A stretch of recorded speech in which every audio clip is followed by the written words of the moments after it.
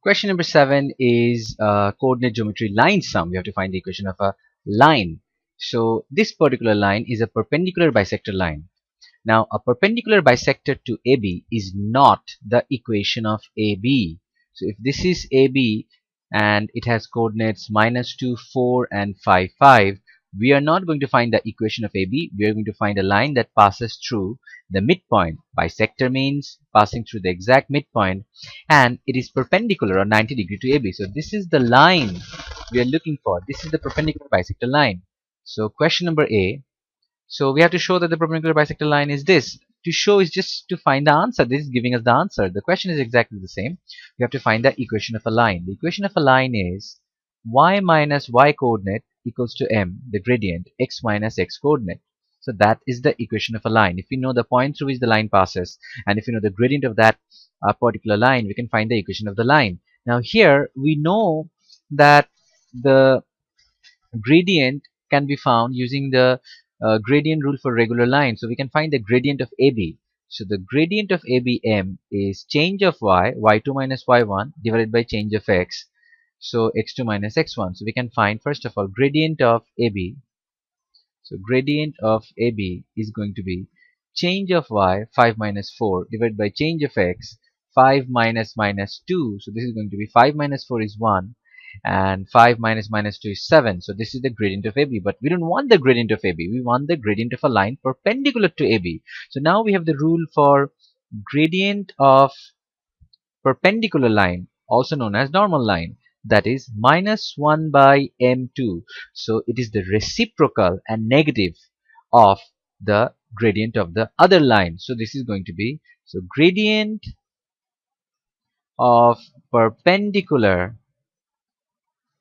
that is going to be -1 by 1 by 7, which is -7. So we found the gradient of that line. Now we need to know the midpoint of AB. The rule for midpoint is that if you have 2 points, x1, y1 and x2, y2, then the midpoint is going to be x1 plus x2 by 2 and y1 plus y2 by 2. So this is going to be the midpoint. So let's find the midpoint of AB. So midpoint of AB is going to be, so let's add it up, -2 plus 5. So -2 plus 5 divided by 2 and 4 plus 5 divided by 2. So the midpoint turns out to be 3 by 2 and 5 plus 4, 9 by 2. So we found the midpoint. Now let's find the equation. So the equation of the line is going to be y minus y1, which is 9 by 2, equals to gradient, which is -7, x minus x1, which is 3 by 2. So let's simplify this. We can write y minus 9 by 2 equals to -7x minus plus 21 by 2. Now we can multiply both sides with 2. It becomes twice y minus 9 equals to -14x plus 21. And we can write twice y equals to -14x, and this is going to be plus 21 plus 9 is 30. We can divide both sides with 2, and this becomes y equals to -7x plus 15. Let's say we have to show this. So what we have to show? So this is correct. All we have to do is bring the x on the other side. Therefore, y plus 7x plus 15, y plus 7x equals to 15. That's it. Now, in the next question, given that the coordinates of C has 6, 4, write down the equation of the perpendicular bisector of AC. Okay, so C is 6, 4, A is -2, 4.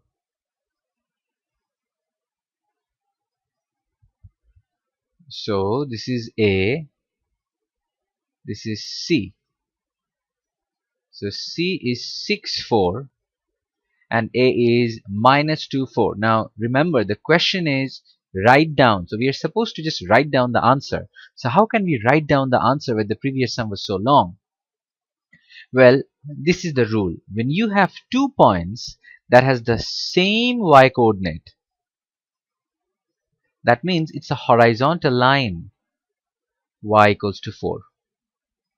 Remember, when you have a line passing through 2 points that has the same y coordinate, then the equation of the line is y equals to 4. Now we know that the perpendicular bisector passes through the midpoint. So let's find the midpoint, because the perpendicular bisector is going to be like this, the midpoint. So let's find the midpoint of AC. We can write midpoint of AC equals to minus 2 plus 6 by 2 and 4 plus 4 by 2. So this is minus 6 minus 2 is 4. 4 by 2 is 2. 4 plus 4, 8. 8 by 2 is 4. So 2, 4. So we know the midpoint. It passes through this point, 2, 4. Now, when you have a line that is y equals to 4 and you have the perpendicular bisector is going to be x equal to some number. That's it. Remember this. If the line is absolutely horizontal, then the perpendicular bisector to is going to be absolutely vertical. So it is going to be some line x equals to x coordinate, and the x coordinate is 2. So the equation of the perpendicular bisector is going to be x equals to. That's it. You just write down the answer. In the final question, it is mentioned that a circle passes through 3 points. So we have the circle passing through A, B, and C. We already know that the perpendicular bisector of AB has the equation y plus 7x equals to 15.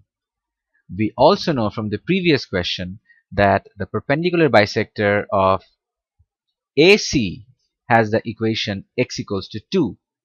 Now, the question of C1 is find the coordinates of the center. Now, there is a theorem, circle theorem, where it says if you have two chords in a circle, chord is any line joining 2 points on the circumference, then their perpendicular bisector is going to intersect at the center. That's it. So the point of intersection of the perpendicular bisector is the center of the circle.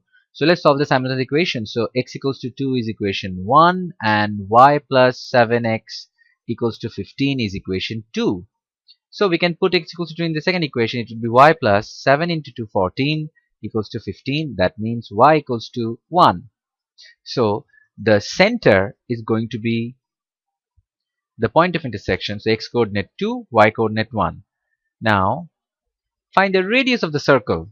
So the radius of the circle is going to be the distance from the center to any point on the circumference. So since we know the coordinates of B is 5, 5, so we can use the length of a line rule for finding that. So what we can do over here is, length of a line says that if you have 2 points A and B, then the length of the line AB is going to be change of x coordinate whole square plus change of y coordinate whole square. That's it. That's the length of the line.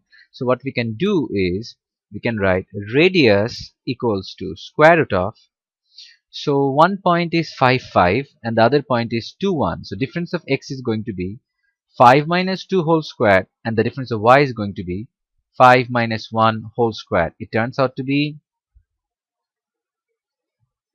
so square root of 5 minus 2 is 3. 3 squared plus 4 squared, which is square root of 9 plus 16 is square root of 25. So the radius is going to be 5.